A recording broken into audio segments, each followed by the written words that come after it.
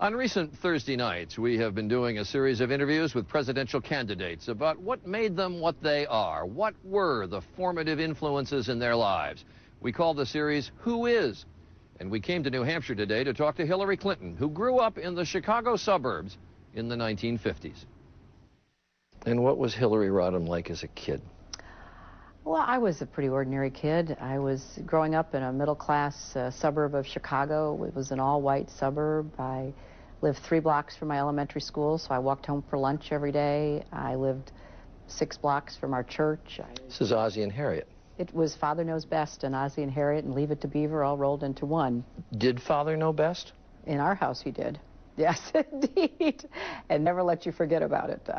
You know, my father was a very strong-willed man. He was a tough cookie. He was a tough bag of cookies. When you were a teenager, was there a piece of clothing? Was it makeup? What was the fascination for Hillary Rodham?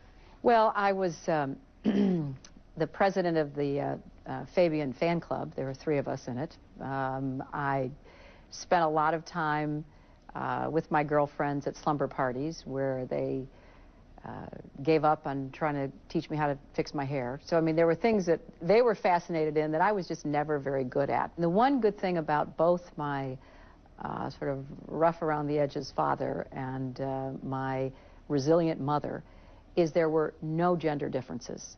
If we were going to play football, we all played football. You know, I was expected to compete. If I was going to go out and play with the boys, then don't cut them any slack and don't expect them to cut you any slack. And that was just inherent. It was a great but unusual message for a girl of that time to actually incorporate. True that you wrote NASA at 14? Wanted to be an astronaut? I did. I wrote to NASA and I said, you know, what do you have to do to become an astronaut? That was my question, because I wanted to prepare myself and they said, be a man. Yeah, they said, be a man. They said, we're not accepting girls. And I was crushed. I couldn't believe it. I mean, so I was, what, 8th grade? I had never had anybody tell me I couldn't do something because I was a girl. The Rodham household was politically conservative. My best friend and I became, quote, Goldwater girls. We got to wear a cowboy hat. We had a sash which said, you know, what an AUH2O. I mean, it was really a lot of fun. Hillary Rodham went on to Wellesley College, where the Midwestern conservative girl had trouble fitting in with the Eastern liberal college elite. I felt totally out of place. I wanted to come home. I called home collect. I will never forget, I was in my dorm room sobbing. I said, I can't do this. I will never, ever be able to do this. I want to come home. And my mother said, don't you dare.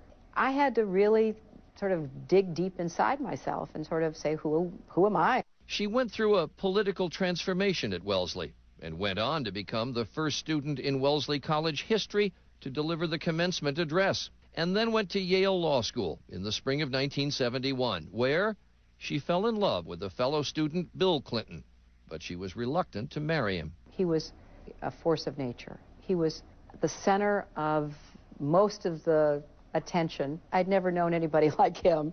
I just had no frame of reference, but I knew I was getting into something really big, whatever it was, you know, and therefore I was hesitant. I never understood how difficult it would be to navigate his political career on my terms. With some trepidation, though, she moved to Arkansas and got married.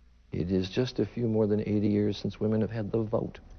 Do you ever sit back? Does it ever really sort of come over you? You are the first really serious with a real chance of being President of the United States. Does that ever make you say, oh my God? Every day. You know, I run the whole gamut of emotions. You know, some days, let's just be honest, it's scary.